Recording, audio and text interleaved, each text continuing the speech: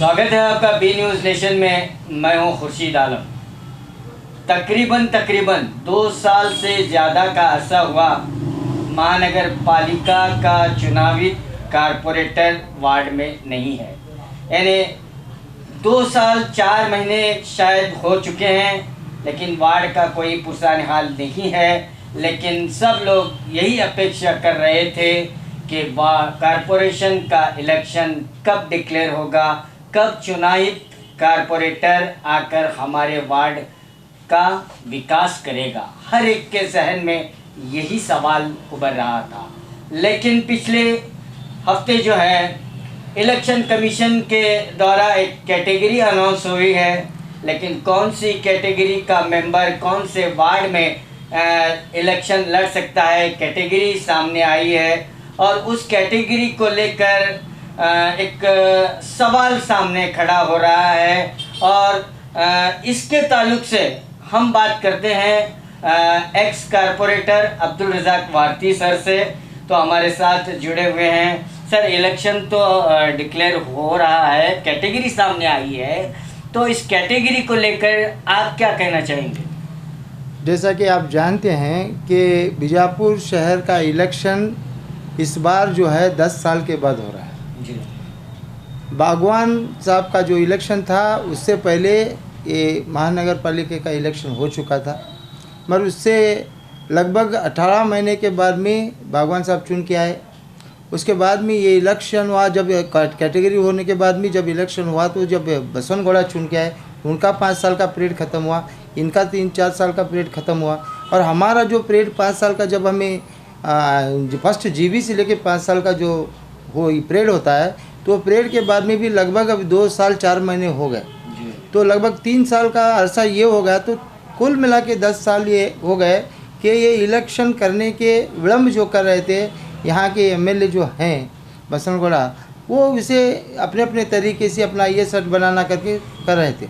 अब जाके कोर्ट में चला केस, कोर्ट से सुप्रीम कोर्ट को गया, हाई कोर्ट से सुप्रीम कोर्ट तक जाने के बावजूद भी ये काम नहीं चल रहा। जैसा सुप्रीम कोर्ट एक आदेश करी कि पूरे कॉरपोरेशन का इलेक्शन जल्द से जल्द करना बोल के इलेक्शन कमीशन को एक आदेश करी, तो सिर्फ वो 6 हफ्ते में हर एक इलेक्शन होना करके सुप्रीम कोर्ट का आदेश होने के बाद में ये लोग सुप्रीम कोर्ट का आदेश को भी उल्लंघन कर चुके कि 6 हफ्ते में इलेक्शन करना था, ये लोग नहीं करे। जो कैटेगरी आज जो डिक्लेयर हुई है पिछले 3 दिन के पहले, इससे पहले इलेक्शन कमिश्नर को ये डायरेक्शन भी आए थे 6 हफ्ते में इलेक्शन करना बोल के। वो साथ में यहाँ वोटर लिस्ट नहीं तैयार हुआ, जो डिलिमिटेशन का जो डाले थे, आज भी वोटर लिस्ट बिल्कुल सही नहीं है, क्योंकि खाली इन्होंने एक नक्शा बनाया है कि ये रोड के इधर बाजू ये वाड़ा है, ये रोड के इधर बाजू ये वाड़ा है। ना यहाँ के वोट ले जाके वहाँ डाले हैं, ना वहाँ के वोट लगा के यहाँ डाले हैं। ये इलेक्शन में ये जो मतदाता हैं, इनको वोट जो डालने वाले हैं उनको वंचित कर रहे हैं। ये वंचित करके ये लोग नाटक कर रहे हैं कि भाई हमने डिलिमिटेशन भी सही किया और हमें कैटेगरी भी सही किया। अब मैं चाहता हूँ कि जैसा ही कैटेगरी मैं देखा, क्योंकि मैं दूसरे कामों में बिजी रहने की वजह से मैं इसमें ज़्यादा वक्त नहीं दे सका, मैं कल कैटेगरी देख चुका हूँ कि ये एमएलए सबसे पहले बीजेपी के जितने कारपोरेटर हैं उन सबको खलास कर चुके हैं। वो जहाँ से जो दिग्गज 2-2, 3-3 बार चुन के आए थे कॉर्पोरेटर, उनके एरिया में भी वो कैटेगरी ख़त्म कर चुके हैं। उसके साथ साथ में इनका और अपू पट्टन शेट्टी का जो गलाटा चल रहा है सारा बीजापुर जानता है। तो इनके 6 आदमी को कम करने के लिए ये सब मिला के अपने साथियों को भी खलास कर चुके हैं। तो इस वजह से ये जो कैटेगरी बनाए बिल्कुल गलत तरीके से बनाए, बिल्कुल इसे बेबुनियाद बनाए। जहाँ SC-ST के लोग ज़्यादा हैं वहाँ पे SC-ST की कैटेगरी करना चाहिए था, नहीं कर चुके। जैसा कि आप जानते हैं 4 नंबर जो है बुटनाल तांडा वगैरह है, वहाँ के SC के लोग कम से कम 6000 लोग वहाँ पे हैं। और दूसरी मरतबा अभी ये तांडे के पास कैसा घट कांबड़े जो चुन कहता था, वहाँ भी वो एरिया में SC के लोग ज़्यादा हैं, वहाँ भी SC नहीं करे। अब यहाँ जो है तुम आएंगे तो यहाँ हमारे स्टेडियम के पीछे के एरिया पूरे SC एरिया है, वहाँ भी SC नहीं किए। जहाँ हिंदू लोग चुन को आते थे वहाँ पे SC करें, जहाँ मुसलमान चुन को आते थे वहाँ SC करें। अब ये कोalition जिस तरीके से इन्होंने किया कि छोटे बड़ों में झगड़ा लगाने का काम कर चुके हैं। और ये जो ये कैटेगरी ये अपने बलबूते पर ये बीजेपी वालों की चाल है, ये बीजेपी वालों की एक अपनी एक क्या बोलते हैं सोची समझी रणनीति है कि पहले अपने लोगों को ख़त्म करें, बाद में कांग्रेस वालों को या जेडीएस वालों को ख़त्म करें। ये उस तरह की सोच से सबसे पहले बीजेपी को ख़त्म करने के लिए ये प्लान कर चुके हैं। सर अभी इलेक्शन कमीशन या डिप्टी कमिश्नर जो हैं वो 1 हफ्ते के अंदर एक्सेप्ट नहीं देने की बात कही है, क्या आप लोग दे रहे हैं? नहीं, बहुत सारे लोग ऑब्जेक्शन डाले हैं। ये डिप्टी कमिश्नर को भी मालूम होना चाहिए कि जहाँ जहाँ उनके SC/ST के प्रतिनिधि होना चाहिए उस वार्ड में इनको अगर SC/ST के प्रतिनिधि नहीं दे रहे तो ये समझो कि SC/ST के साथ ये खुद डिप्टी कमिश्नर अन्याय करने लगे। क्योंकि एक MLA के बाद सुनकर जो काम इन्होंने करने लगे हैं, ये म्यूनसिपालिटी के कमिश्नर और MLA उनकी कठपुतली बनकर ये कैटेगरी को फाइनल करें।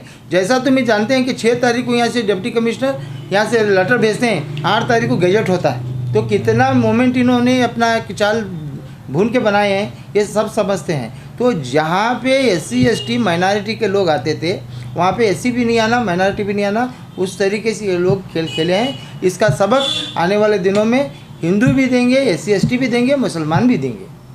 तो SC/ST के झगड़े में, माइनॉरिटी के झगड़े में बीजेपी के तमाम कारपोरेटर भी इसमें भुने गए, एक साथ भुने गए। जी जी। क्योंकि उनको MLA को कोई बीजेपी वाले पसंद नहीं है। उन्होंने खुद एक राजा अपने आप को समझते हैं कि उन्होंने एक सीट मेरे को नहीं समझ रहा, सैनिकों को ख़त्म करके जंग किससे लड़ना चाहते हैं? जो मेन सैनिक होते हैं वो कॉर्पोरेटर होते हैं। सैनिकों को ही ख़त्म करके जंग किसके साथ लड़ना चाहते हैं? क्या ये सैनिक उसका साथ देंगे? आने वाले इलेक्शन में हम बताएंगे और ये भी लोग बताएंगे जो इलेक्शन में इनको कैसे करना है। एक बीजेपी के विधायक जो है बीजेपी को ख़त्म करने की क्यों सोचेंगे? उन्होंने आज तक बीजेपी के ऑफिस कुछ नहीं गए तो क्या से करेंगे? आज तक उन्होंने एक बीजेपी के ऑफिस को नहीं गए, आज तक भी बीजेपी से कार्यकर्ताओं के साथ नहीं रहे, तो फिर क्या सोचेंगे उन्होंने बीजेपी के बारे में? पूरी बीजेपी में एक हलचल मची है। आप जानते हैं कि अप्पू पटन शेट्टी और बसंत गौड़ा दोनों गाली गलौज के साथ में उन्होंने झगड़ा कर रहे हैं। इससे बड़ा सबूत क्या चाहिए आपको? इससे बढ़कर और क्या चाहिए? जिस तरीके से उनके दोनों के झगड़े में इनके 6 आदमी को खलास करने जाकर उनके 6 आदमी को वो खलास कर दी।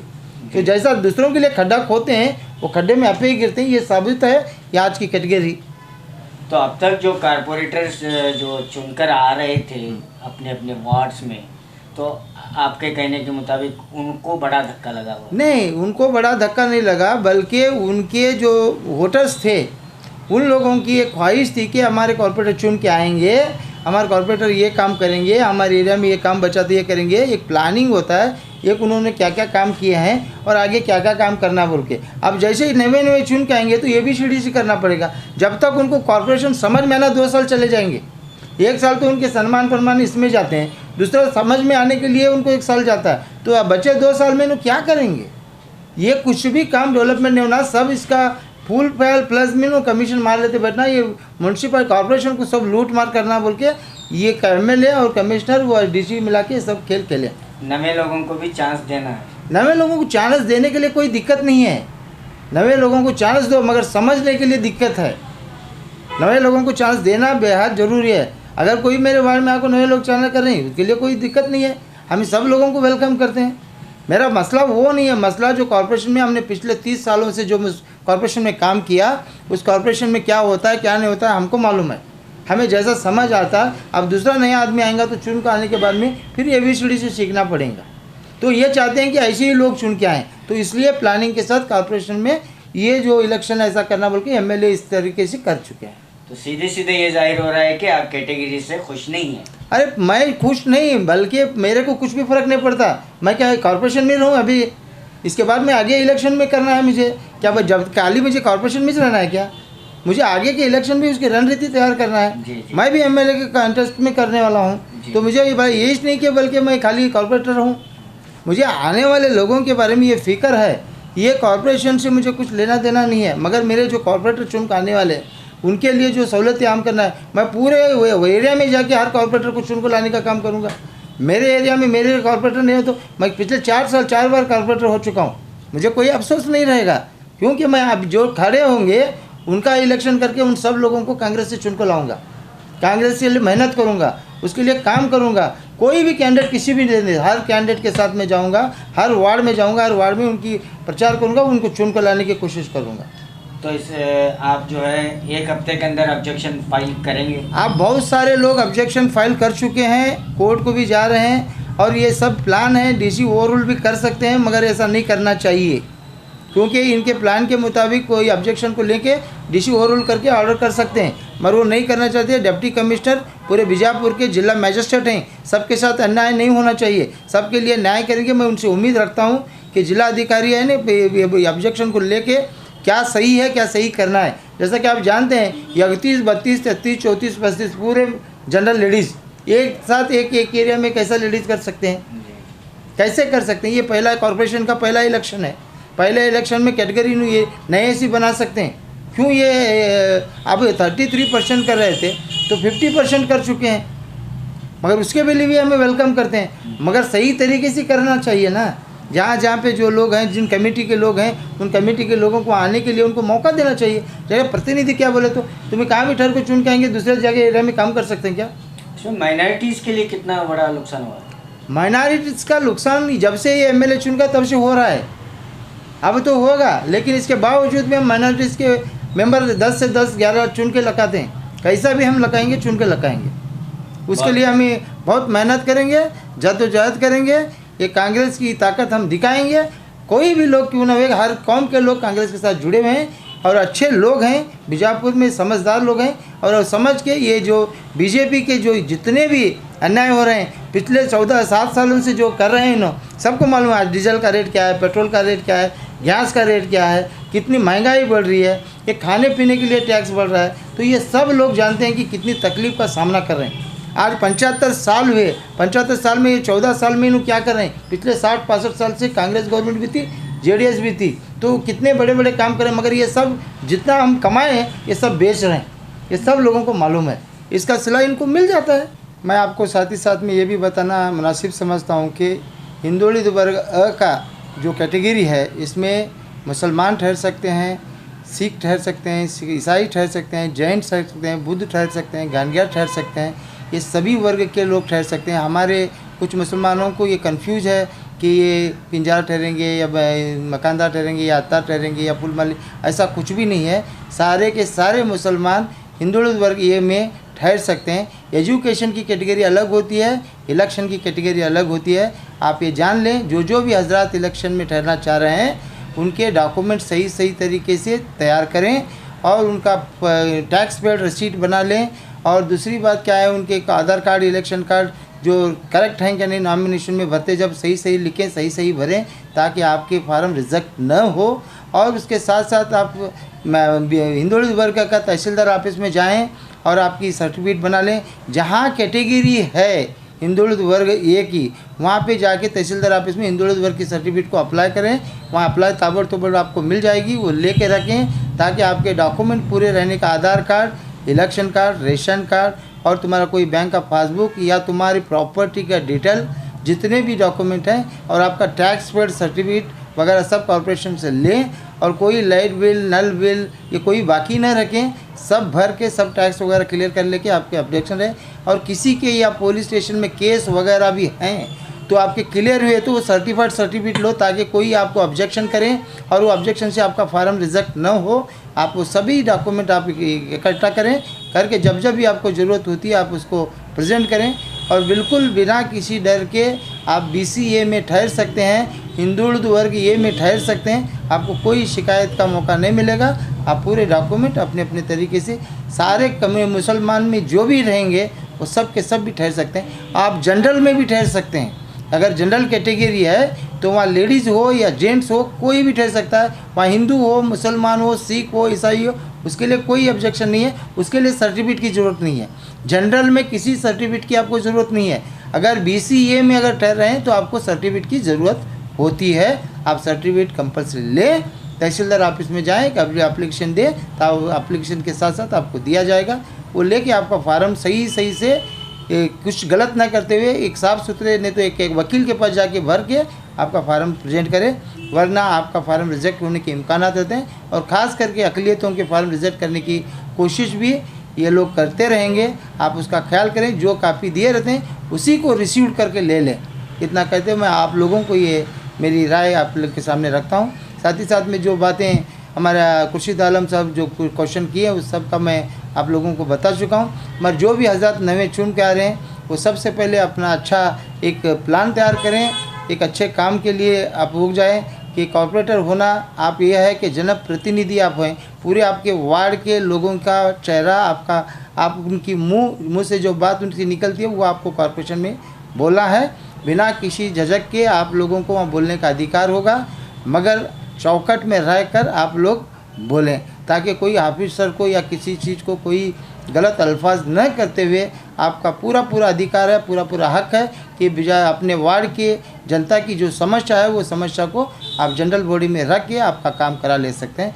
मैं आप सब लोगों को गुड लक कहूँगा, जो नए ठहरे हैं। आप लोगों के इलेक्शन में आऊँगा, आप लोगों का प्रचार करूँगा, बिना किसी झटके आप लोग चुन के आएंगे, किसी से डरने की कोई ज़रूरत नहीं। अल्लाह बहुत बड़ा है। किसी भी पार्टी से ठहरे आप किसी प्रचार करने चाहेंगे? नहीं, सिर्फ कांग्रेस पार्टी से जो ठहरेंगे उन लोगों का प्रचार करूंगा। भले मेरा भाई रहंदे, कोई भी रहंदे, दूसरे पार्टी से ठहरे तो नहीं करूंगा।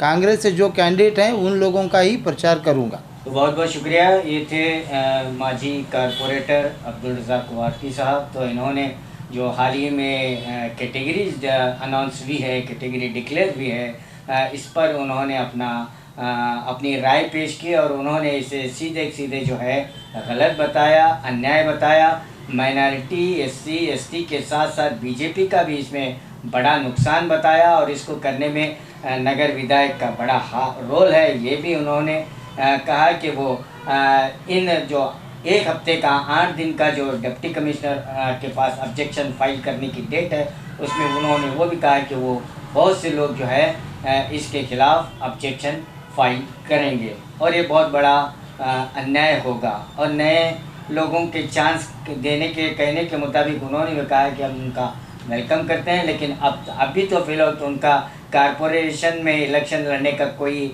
इरादा भी जाहिर उन्होंने नहीं कहा है। अब देखना बाकी है कि इस कैटेगरी को लेकर आगे क्या फ़ैसला आता है। कैमरामैन रऊफ के साथ मैं खुर्शीद आलम, बीजापुर।